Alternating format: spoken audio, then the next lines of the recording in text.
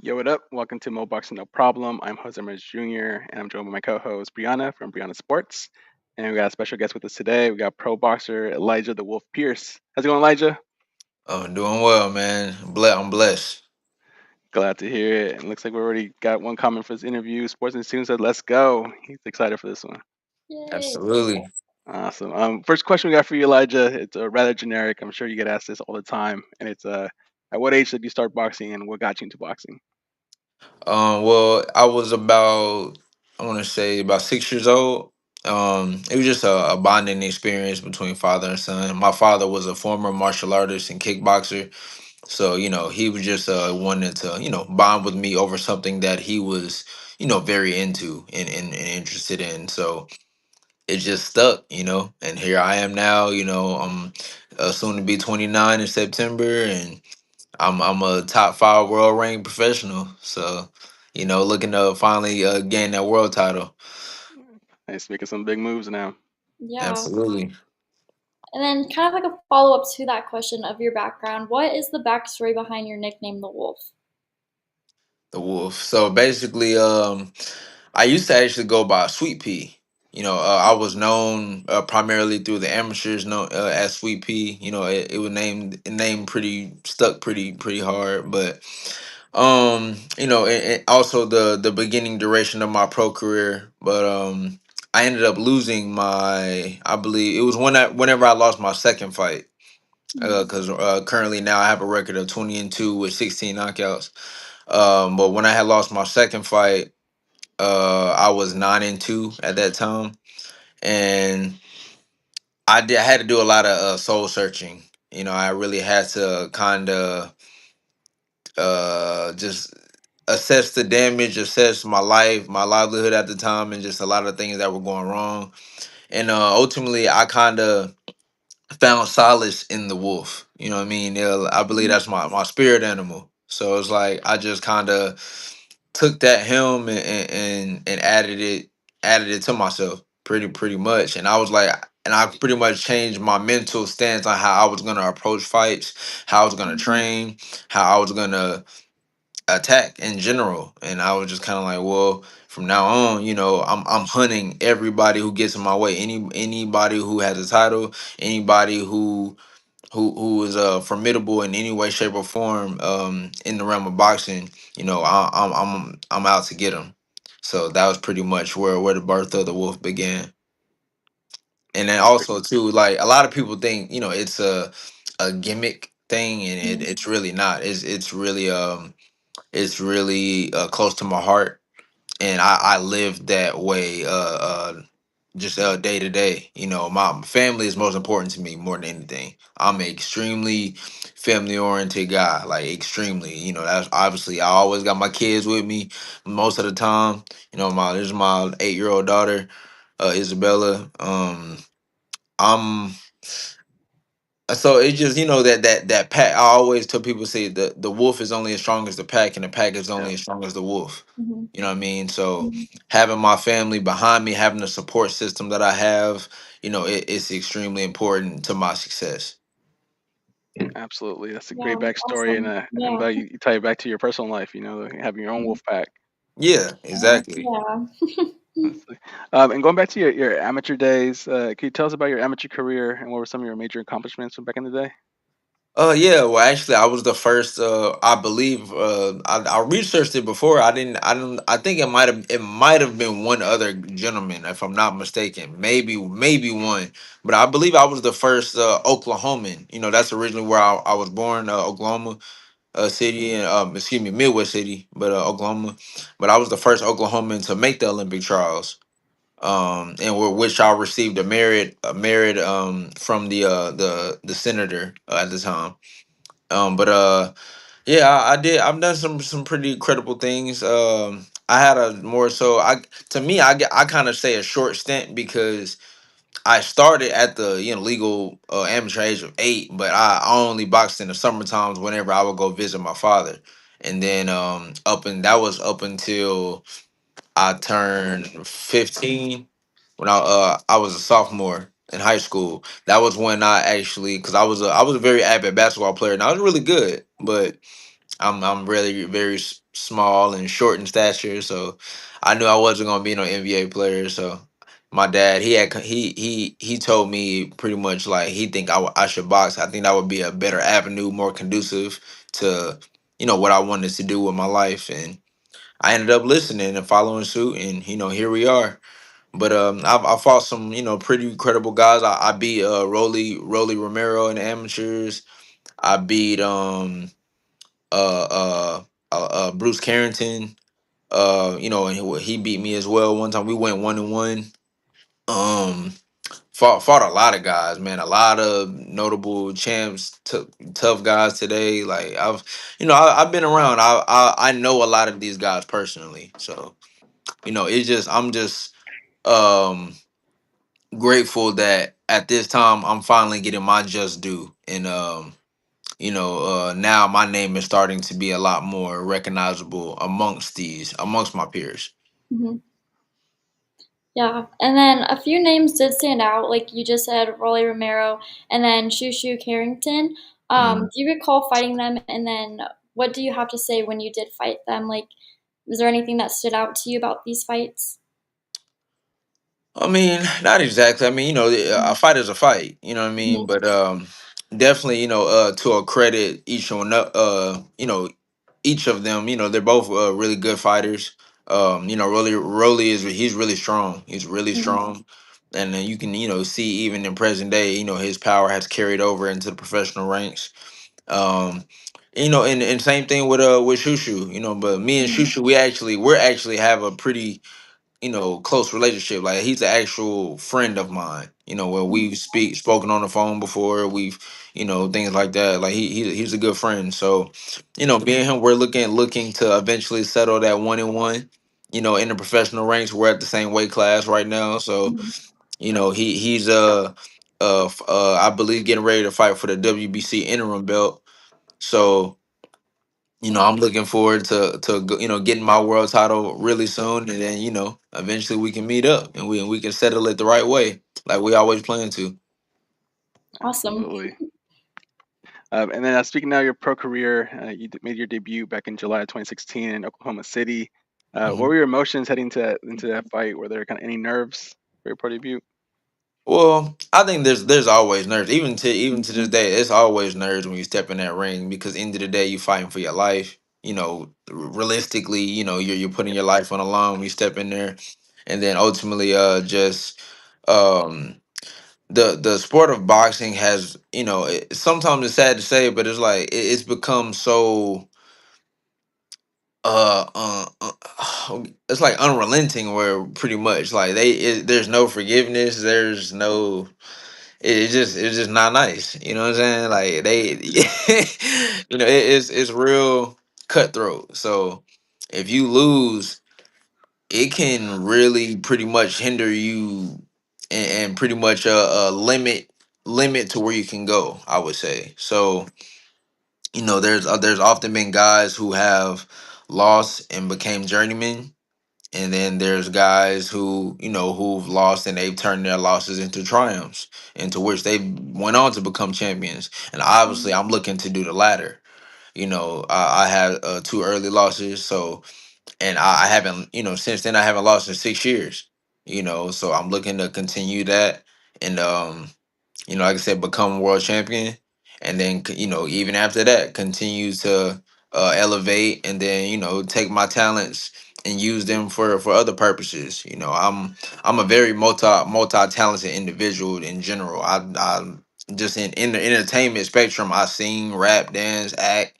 I literally like to you know dwell in all spaces. So what I mean. Like I have um a lot of I have a lot of goals, that aside from boxing. But right now, boxing is the main focal point, and that's my vehicle to, giving my children the life they deserve, and myself included. Nice. Yeah, awesome. And then early in your career, you only had two losses, fight number 9 and 11. Respectfully, like, what did you learn from those fights, and how have you gained like all of your skills like going from then? Like, how have you transitioned with those fights? Because now that you've been fighting for a really long time and you haven't lost in a long time as well. Yeah, well, basically, the first loss it was more so a managerial. That was more of a managerial mishap. I was who I was working with at the time.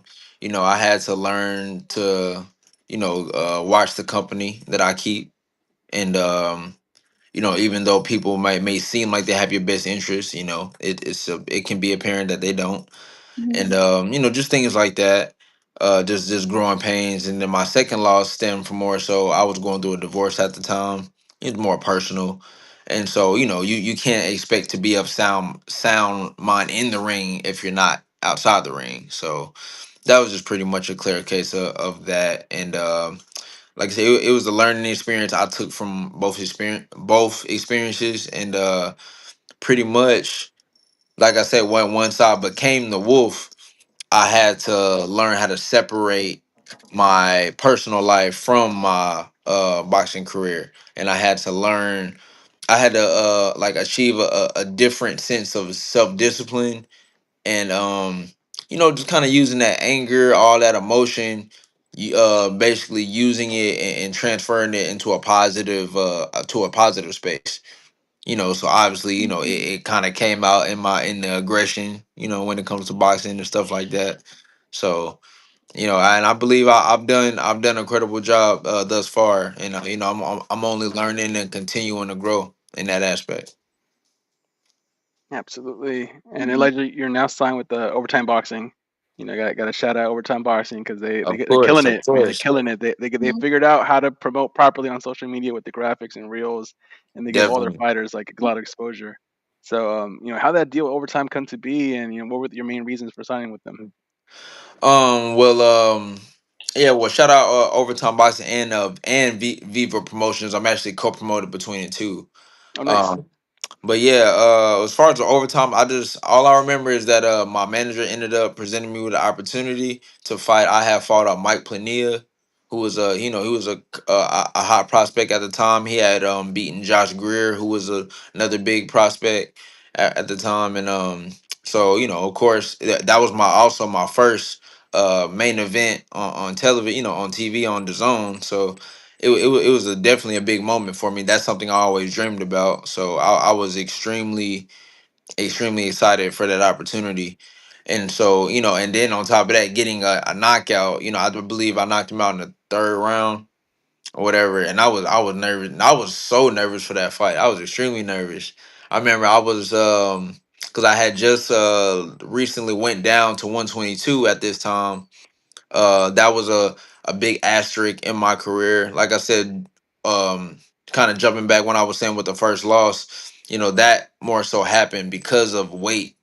I didn't really understand the ins and outs of cutting weight and how much that was imperative in boxing at that time or whatever. So, I used to really fight my natural weight. I didn't really used to cut a lot of weight. I probably would only cut about 8 to 10 pounds. That's about it. You know, all other guys, they're cutting 20, 25 pounds, so for weight advantages and whatnot. So once I got kind of more privy to that, then I was able to do it more healthily, things like that. As far as cutting weight, then that's when I made my transition down to 122. But yeah, but anyway, as far as that fight, like I said, I was real nervous, but I ended up knocking him out, and then just the nature of how they treated me at overtime.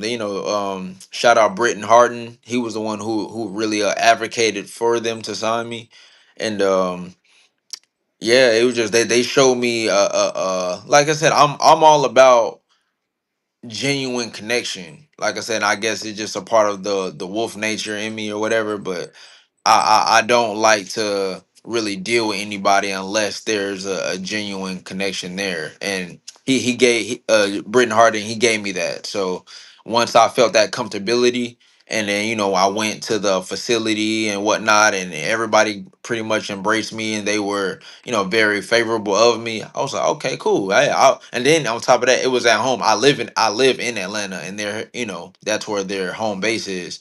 So it was an opportunity to build my fan base at home, and to further my growth and personality, in my own hometown, and become, somewhat of notability in my own hometown. So that was the whole kind of, premise of where I was going with it. So I was like, yeah, I feel like that's a perfect fit. Then they were new too. I mean, who to me, how I look at it, I mean, of course, who wouldn't want to be signed with Top Rank or Matchroom or one of these major promotions? But also, I'm looking at it as I'm the new kid on the block. I'm repping the new promotion who's hot and up and coming, and I'm the face of it. So I kind of looked at it from that standpoint too. I get to be a standout and elevate a company and be the face of a company that's arising. So I feel like that was kind of a special feat to it as well. But as far as with Viva Promotions, Viva Promotions, they're basically that's basically a subsidiary of Manny Pacquiao Promotions. And uh the CEO, Sean Gibbons, what I mean, he's very important in boxing, and his son, Brendan, he's pretty much heading Viva. So being get connecting with them has been great, and just furthering my career, man. Time, fight by fight, just over time. I've been chasing world title fights. I've been chasing the best opposition.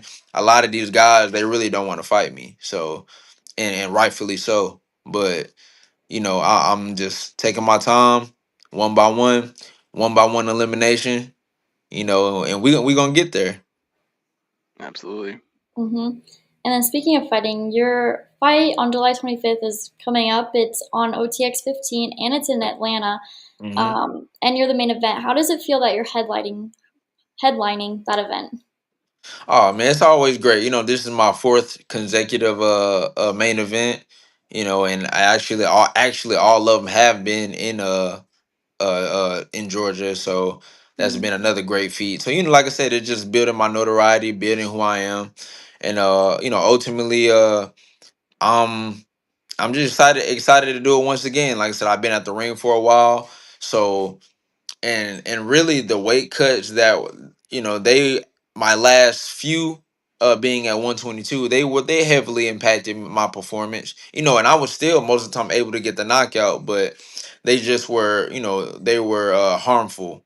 So now that I've moved up to featherweight, I'm expecting things to go a lot smoother, and I can even showcase that much more because a lot of people, it's just crazy because like a lot of people before used to just think I was just a boxer, but then since I've got a lot of knockouts now, everybody thinks I'm just a puncher.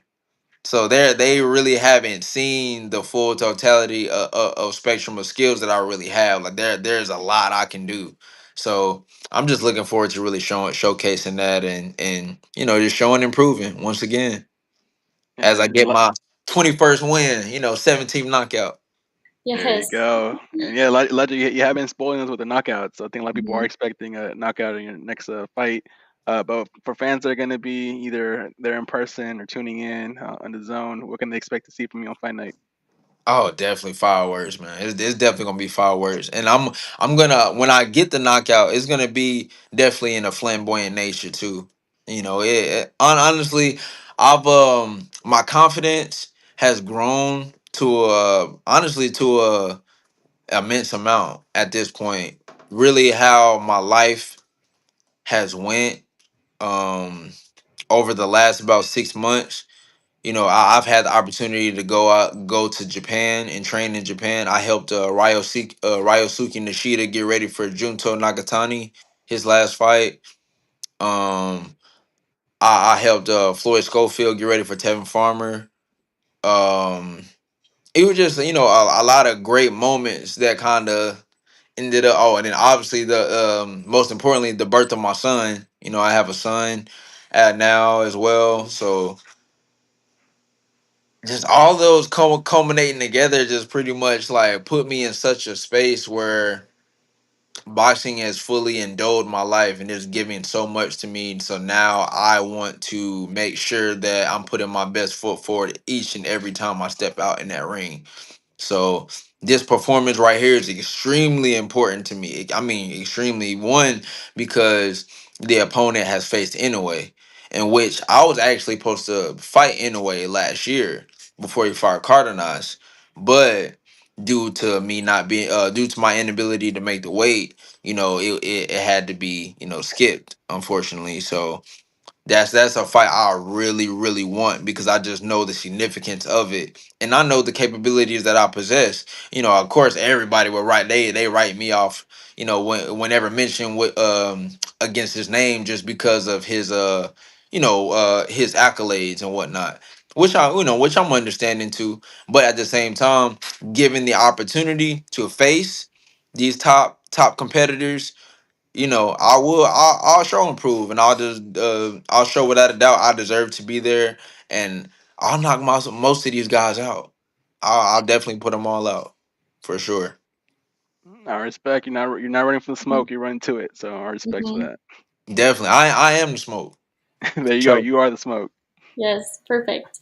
And then there's a viral sparring clip of you and Tank Davis going around, and there's a part of you like obviously rocking him, and then he got mad where they left out the part where he knocked you out, apparently.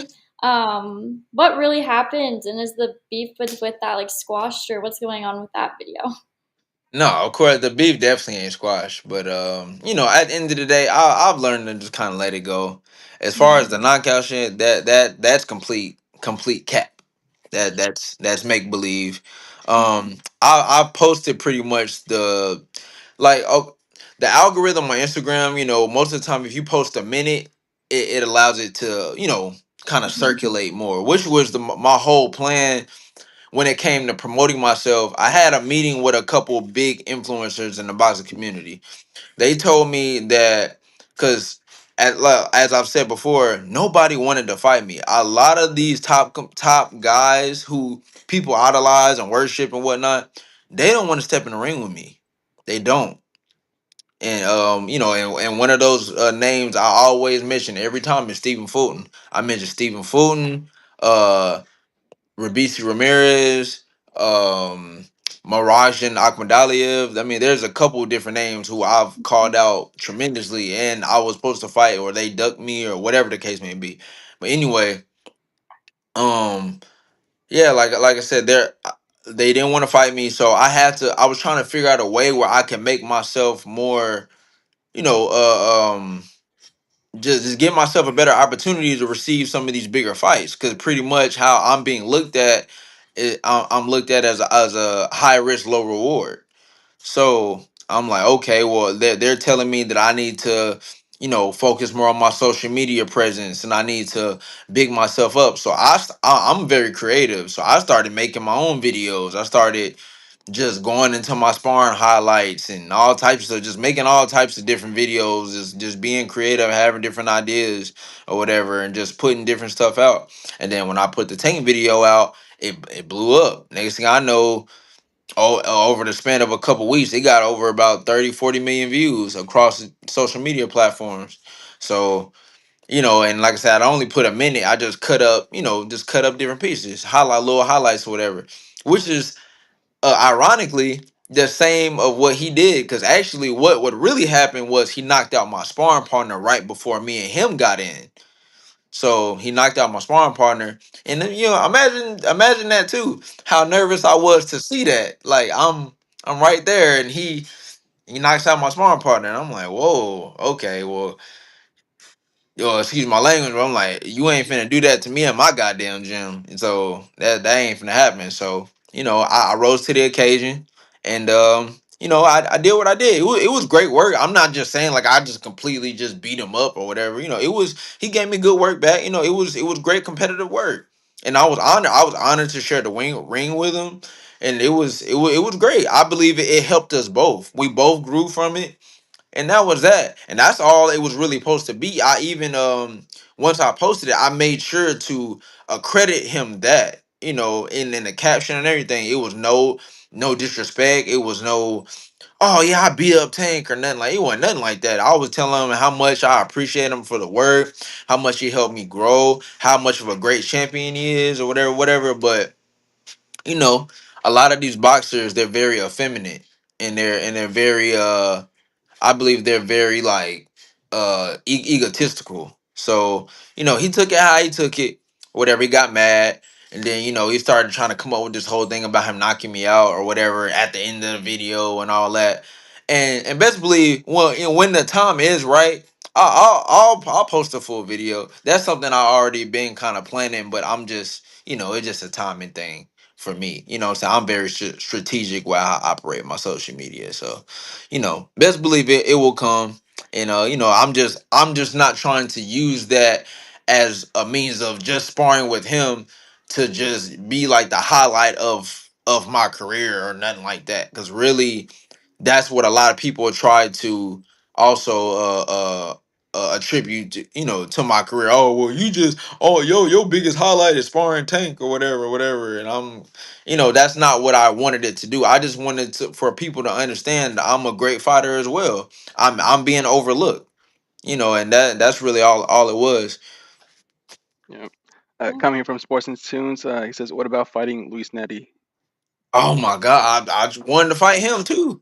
I literally, when it comes to any top five name, whether at 22 or 26, well now, see, matter of fact, my I've been calling him out. I've been calling out Nick Ball. Me and Nick Mm, Ball, our promotions were in talk. Queensberry and Overtime were in talks about us fighting in a title fight, and Nick Ball pulled out of the negotiations and decided to bring up 122-pound Lewis Neary. So I thought that was hilarious because, like I said, a lot of fans and a lot of people who don't understand, where I come from. I know I may not be the most notable yet, but they don't understand that these guys, they're not looking to have a tough fight with me. I am a tough fight for anybody in my division for a fact. I mean, my 16 knockouts, they don't speak for themselves. I'm not just knocking out bums, or just beating bums. I beat about three to four world title challengers at this point, and just other tough competition. I've never shied away from any big fight, none, not one. So, anybody who's willing to take on the challenge, it's all it's gonna do is further get me closer to my goal. So I'm like, as you just said, I'm with all the smoke. I am the smoke. I'm with it. I'm with it. yeah, and you versus any of those names would be a great fight. Would it sell out and main event any day? But speaking of now of venues, is there a dream venue in mind you would like to headline one day? I definitely want to go to the Garden. I do want to go to the Garden. Madison Square. I think that would be dope. Also, I mean, of course, Vegas. I love Vegas. I love Vegas. Um, I definitely want to go to Riot. What's Riyadh? Saudi Mm, yeah. Arabia. Definitely. I mean, just I'm just ready to take my talents everywhere. It's time for the world to know who the Wolf is. You know what I mean? Oh, and just to further, I don't believe I answered it in complete totality as far as my name. Like I said, the WXXLF, the Wolf, the Triple X stands for unpredictability. Yeah, that's why I spell it that way, because you never know what you're gonna get when you step in the ring with Elijah Pierce. Like, and this is kind of what I was saying before. You don't like. I have a lot of facets to my skill set. Like, I can pretty much do anything. I can outbox you. I can infight with you. I can counterpunch you. I mean, however the fight goes, I'm definitely able to acclimate, and beat you at whatever game it is that you want to play. Like, I'm pretty you know equal at all facets pretty much. So it's all good. So that's just pretty much where it came from, man. I just kind of wanted to be creative and come up with something different. That was true. That was true to me. Awesome. Yeah, I love it. And then who is the hardest puncher you've been in the ring with, whether it was sparring or in a pro fight? If it was sparring, it was definitely Tank. It was definitely Tank. Um, I would say either him or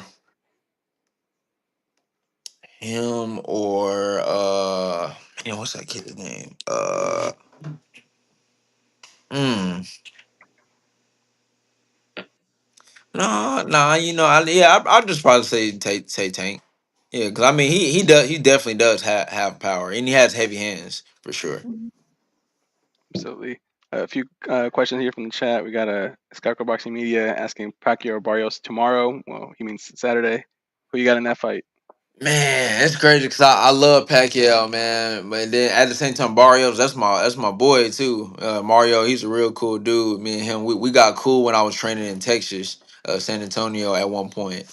So I mean, I ain't gonna lie, I'm not really going for either one. Like I said, I'm in a mutual space, but I definitely think it's gonna be a competitive fight because just Manny's man, he just he's a different breed.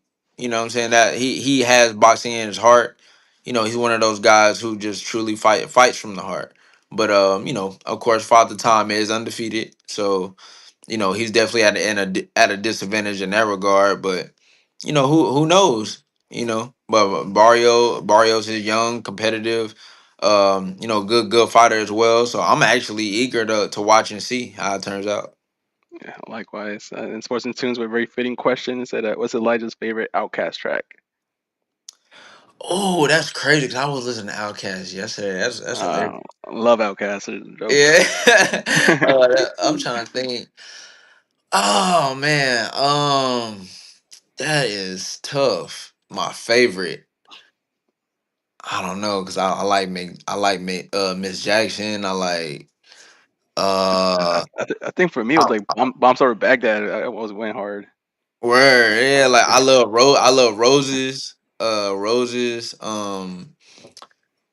I even love their what's their Idlewild soundtrack. Oh yeah, that's Yeah, good. like I love Moving Cool.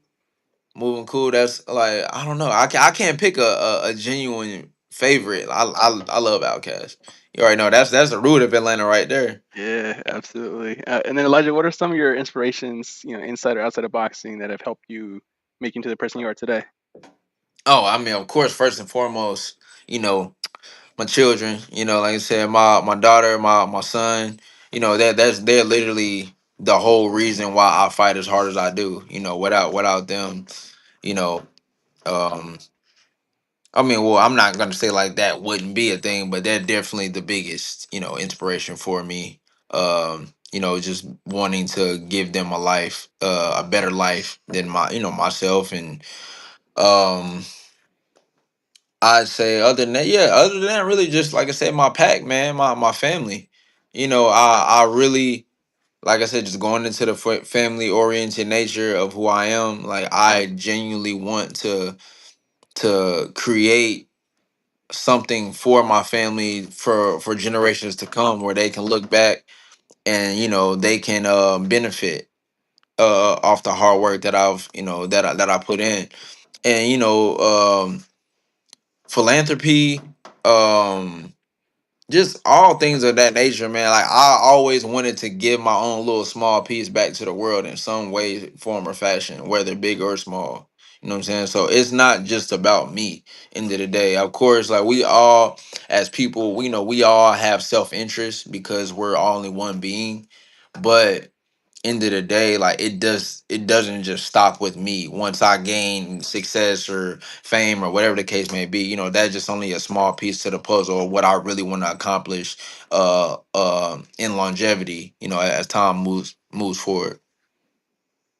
Well said. Yeah. And then who is your number one P4P fighter among active boxers right now? Ah, man. Mm, I'd say damn, that's tough. Uh Maybe Terrence Crawford, I would say, just because I mean, as far as the biggest wins that I've personally seen, that Errol Spence win was pretty huge. Just because Errol Spence, he was my favorite fighter at the time, while he was fighting. So him beating him, and to the degree of how he beat him, I was impressed. I was thoroughly impressed. Um, and then his style, like, because honestly, I was never that knowing of Terrence Crawford. I knew who he was, but I never was that knowing. But he made me a believer after that fight.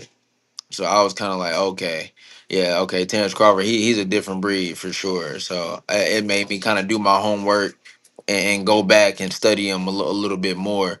And then coincidentally, a lot of people started telling me that we have a somewhat of a favor in styles or whatever.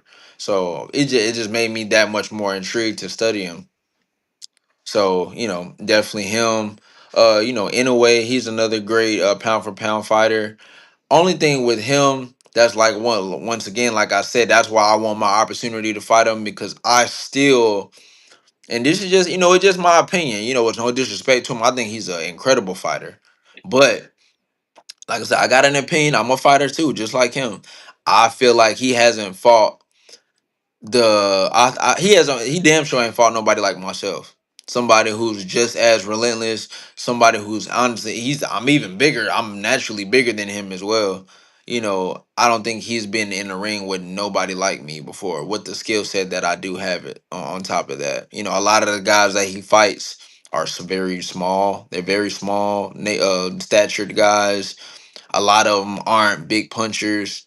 Well, I believe Lewis Neri probably was the only big puncher, but Lewis Neri, he's, like I said, he's very small himself, and he's only about 5'4", maybe 5'3", 5'4", or something like that. So it's just a whole difference in those regards, where I feel like I would make a huge difference. And then me going to Japan and sparring out there, I seen a lot of things that will work in my favor, against that style. So, time will tell, man. I'm excited just for the future and what's to come. And like I said, me being indulged in boxing at this point of my life, it's it's on. It's only greater things to come.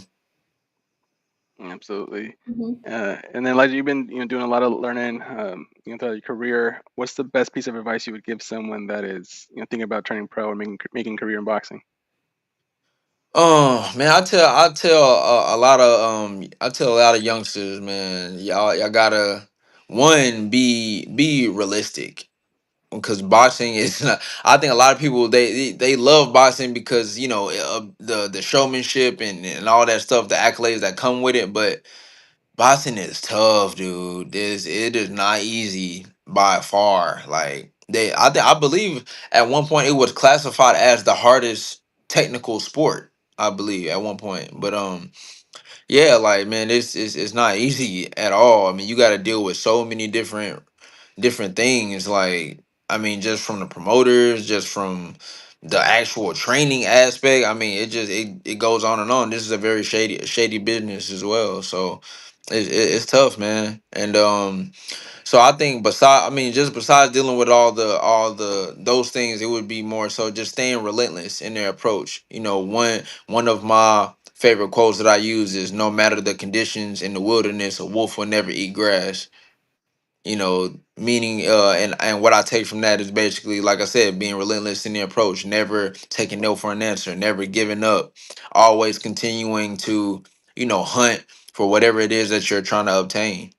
And that's pretty much the motto of which I've lived by for the last couple of years. Awesome. Coming here from Sabrina, says next world champion.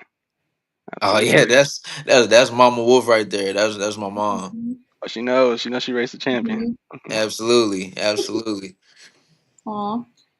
Okay, and then what is a message that you have to your fans and supporters? Oh man, just one just being thank you. I'm very thankful for for everybody who supported me along the way. Like I'm a big reciprocator. So when it comes to that, anybody who shows love to me, I always give it back. That's why like I'm not one of those people who's like I said, so egotistical where they don't want to like follow people on social media or don't want to give shout outs or like stuff like that. Like, that's to me that's kind of like cheesy. Like I don't mind, man, because end of the day it's just all about genuine support. If you genuinely support me, I want to reciprocate that in whatever form that I can, and show you that I'm genuinely appreciative of your support, because ultimately that's gonna do nothing but prop me up, and put me on the pedestal. So like I said, all those who really are cheering me on, much love to y'all, and I'm gonna absolutely do my best to continue to, strive and keep going forward. Um, Other than that, just make sure y'all tune in July 25th. I'm about to take Michael Dasmarines. I'm about to take that boy to Soul Train. You know what I'm saying? I'm about to have a good time. I'm about to move. I'm about to dance. I'm about to showcase. I'm about to just perform, man. Let everybody know that the wolf has arrived once again. And I will be champion soon. It's just it's coming. The hunt continues once again. We're looking forward to that. And everyone, make sure you Yes. give him a follow on Instagram. It's Elijah underscore Pierce. That way you Yeah. don't miss any updates in his boxing career. And Elijah, just thank you so much for this interview. It was a pleasure to Mhm. talk some boxing and get to know you better. Yeah, thank No, you. absolutely, man. I appreciate you. I know you've been following for a while, and you definitely shown love, man. So I definitely appreciate you, bro. Brianna, I haven't had the chance to actually meet you yet, but I just seen that you followed me too, so I definitely follow you back. And man, like I said, once again, appreciate you guys, and till next time. So next time, always walk around platform. Thank you, Elijah. Thank All you. right. All right, take care. Bye.